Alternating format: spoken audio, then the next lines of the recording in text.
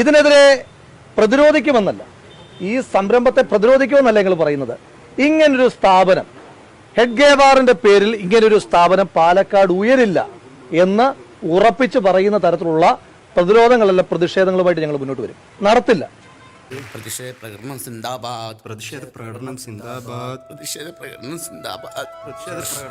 ഇപ്പൊ നമ്മൾ ഗാന്ധിജിയുടെ പേര് ഒരു സംരംഭത്തിന് ഇടുകയാണെങ്കിൽ നമ്മൾ രഹസ്യമായിട്ട് ഇടൂ.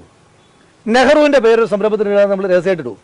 ഇനി പോട്ടെ, EMSന്റെ പേര് ഒരു സംരംഭത്തിന് നമ്മൾ ഇടുകയാണെങ്കിൽ നമ്മൾ രഹസ്യമായിട്ടാണ് ഇടുന്നത്.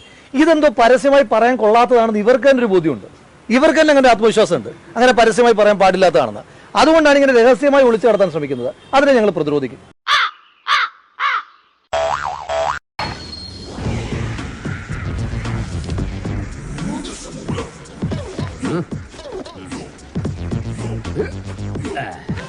അതേപോലെ ഈ ഹെഡ്ഗേവാറിന്റെ ആശയമല്ലേ രാജ്യം ഭരിക്കുന്നത്, പ്രധാനമന്ത്രി ഉൾപ്പെടെ ആ ആശയമല്ലേ പിന്തുടരുന്നത്. ഇവിടെ രാജ്യം ഭരിക്കുന്ന അതിൽ നിന്ന് അദ്ദേഹത്തിന്റെ കാര്യങ്ങളിൽ നിന്നുള്ള പ്രേരണ ഉൾക്കൊണ്ടുകൊണ്ടുള്ള ഒരു പ്രത്യയശാസ്ത്രമല്ലേ. അപ്പൊ അതിനെങ്ങനെയാണ് നൽകാൻ കഴിയില്ല എന്ന് പറയാം? രാജ്യം ഭരിക്കുന്ന പ്രത്യയശാസ്ത്രം ഈ രാജ്യത്തെ ഹിന്ദുക്കളും അല്ലാതെയുള്ള ആളുകളൊന്നും, ഈ രാജ്യത്തെ ക്രിസ്ത്യാനികൾ, ഈ രാജ്യത്തെ മുസ്ലിങ്ങൾ, ഇവരൊക്കെ ആഭ്യന്തര ശത്രുക്കൾ എന്ന് പറയുന്നതാണോ രാജ്യത്തിന്റെ പ്രത്യയശാസ്ത്രം? നിങ്ങൾ വെറുതെ ബ്രിട്ടീഷുകാർക്കെതിരായി സമരം ചെയ്ത പറയട്ടെ. അല്ല സഹോദര, അങ്ങേക്കൊരു കാര്യം, ശരി, ജനൻ ടിവിയുടെ റിപ്പോർട്ടർക്ക് ഞാനൊരു ചരിത്ര സംഭവം പറഞ്ഞുതരാം. അങ്ങ് ഈ ഹിറ്റ്ലർ എന്ന് കേട്ടിട്ടുണ്ടോ? ഹിറ്റ്ലർ എന്ന് കേട്ടിട്ടുണ്ടാവുമല്ലോ അല്ലേ? ഈ ഹിറ്റ്ലർ എന്ന് പറയുന്നയാൾ ജർമ്മനിയിൽ തെരഞ്ഞെടുപ്പിൽ ജയിച്ചിട്ടുള്ള അല്ല, ഇന്ദിരാഗാന്ധി ഹിറ്റ്ലർ എന്ന് പറയുന്ന വിവരമില്ലാത്ത ആരെങ്കിലും ആയിരിക്കും. അതിപ്പോ എനിക്കറിയില്ല, അതിപ്പോ അവരോട് ചോദിക്കേണ്ട വിഷയമാണ്. ഞാൻ പറഞ്ഞത് ഒരു വിഷയം പറയുകയാണല്ലോ. ഹിറ്റ്ലറെ പറ്റി അങ്ങേക്ക് ബോധ്യമുണ്ടല്ലോ.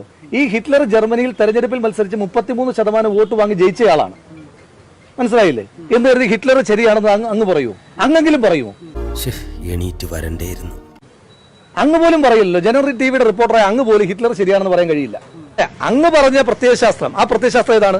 ഈ രാജ്യത്ത് ബ്രിട്ടീഷുകാർ രാജ്യത്തെ ചൂഷണം ചെയ്തപ്പോ, ഈ രാജ്യത്തെ മുച്ചൂട് മുടിച്ചപ്പോ നിങ്ങൾ ബ്രിട്ടീഷുകാർക്കെതിരെ വെറുതെ യുദ്ധം ചെയ്ത് സമയം കളയണ്ട. അത് ആ സമയം കൂടെ ആഭ്യന്തര ശത്രുക്കളായ മുസ്ലിങ്ങൾക്കും ക്രിസ്ത്യാനികൾക്കും എതിരെ നിങ്ങളുടെ ആരോഗ്യം ചെലവഴിക്കൂ, ഊർജ്ജം ചെലവഴിക്കൂ എന്ന് പറയുന്ന ഒരു പ്രത്യയശാസ്ത്രത്തെ അംഗീകരിക്കാൻ കഴിയില്ല. അതുകൊണ്ട് അതിനെതിരായിട്ട് പ്രതിരോധവും പ്രതിഷേധവും തുടരുക തന്നെ ചെയ്യും. ഹെഡ്ഗേവാർ വന നിയമം ലംഘിച്ചതിൽ ഈ ബ്രിട്ടീഷുകാരെ തടങ്കലാക്കിയതിന്റെ രേഖകളുണ്ട്. മഹാരാഷ്ട്രയിൽ നിങ്ങൾ ചെക്ക് കഴിഞ്ഞാൽ അത് കിട്ടും. എന്റെ പൊന്നു സഹോദര, സ്വാതന്ത്ര്യ സമര സേനാനികൾ രണ്ട് രീതിയിലുണ്ട്. സ്വാതന്ത്ര്യ സമര സേന ബ്രിട്ടീഷുകാരുടെ കാലത്ത് അറസ്റ്റ് ചെയ്യപ്പെട്ട ആളുകളെല്ലാം നമുക്ക് സ്വാതന്ത്ര്യ സമര സേനാനികൾ എന്ന് പറയാൻ പറ്റൂ. അപ്പൊ ബ്രിട്ടീഷുകാരുടെ കാലത്ത് തേങ്ങ മോഷണത്തിന് ഒന്ന് പറയട്ടെ സഹോദരൻ, ഞാനൊന്ന് പറയാം. ചോദ്യം പ്ലേസ് ചെയ്തല്ലോ, ഇനി ഉത്തരം പ്ലേസ് ചെയ്യാനുള്ള സമയം എനിക്ക് തരൂ. ബ്രിട്ടീഷുകാരുടെ കാലത്ത് തേങ്ങ മോഷണത്തിന് ജയിലിൽ പോയിരുത്തൻ അവനെ നമ്മൾ സ്വാതന്ത്ര്യ സമര സേനാനി എന്നാണോ പറയുന്നത്? അല്ല. ബ്രിട്ടീഷുകാരുടെ കാലത്ത് ഈ രാജ്യത്തിന്റെ സ്വാതന്ത്ര്യത്തിന് വേണ്ടി പോരാടുകയും അതിനുശേഷം ഇന്ത്യ ഒരു മതേതര ജനാധിപത്യ റിപ്പബ്ലിക്കായി ഇന്ത്യക്ക് വേണ്ടി പ്രവർത്തിക്കുകയും ചെയ്ത ആളുകളെയാണ് നമ്മൾ സ്വാതന്ത്ര്യ സമര സേനാനികൾ എന്ന് പറയുന്നത്. അതല്ലാതെയുള്ള ആളുകൾക്കൊന്നും ഈ രാജ്യത്ത് സ്വാതന്ത്ര്യ സമര സേനാനികളുടെ പട്ടം കൊടുത്തിട്ടില്ല. ഞാൻ ചോദിച്ചോട്ടെ, നിങ്ങളുടെ ഒരു ഗതികേടൊന്ന് ആലോചിച്ച് നോക്കൂ സഹോദര. ഈ രാജ്യത്ത് കൊച്ചുകുട്ടികളോട് നിങ്ങൾ ചോദിക്കുക, രാജ്യത്തെ 10 സ്വാതന്ത്ര്യ സമര സേനാനികളുടെ പേര് പറഞ്ഞാൽ അവർ ഗാന്ധിജിയുടെ പേര് പറയും, നെഹ്റുവിന്റെ പേര് പറയും, അവർ ഭഗത് സിംഗിന്റെ പേര് പറയും, ചന്ദ്രശേഖർ ആസാദിന്റെ പേര് പറയും, വ്യത്യസ്ത രാഷ്ട്രീയധാരയുള്ള ഒരുപാട് ആളുകളുടെ പേര് പറയും. നിങ്ങൾ ഇത്രയൊക്കെ കഷ്ടപ്പെട്ടിട്ട് ഒറ്റയൊരുത്തം പോലും, ഒരു കൊച്ചുകുട്ടി പോലും സവർക്കറിന്റെയോ ഹെഡ്ഗേവാറിന്റെയോ ഗോൾവർക്കറിന്റെയോ പേര് പറയുന്നില്ല എന്ന് പറയുമ്പോൾ നിങ്ങൾ ഈ നടത്തുന്ന ശ്രമങ്ങളൊന്നും ഈ രാജ്യത്ത് വിജയിക്കുന്നില്ല എന്നല്ലേ മനസ്സിലാക്കേണ്ടത്. 2 ഓലക്കീറോ വെള്ള തുണി എടുത്തോളൂ എന്നെ മൂടാൻ.